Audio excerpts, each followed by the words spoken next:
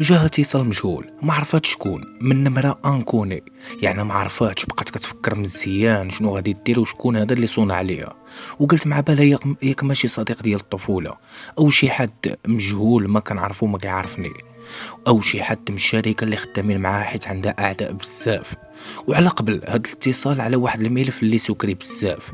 بقات كتجيها اتصالات حتى برا الشركة، وبعد النوبات كتلقى البيت ديالها محلول.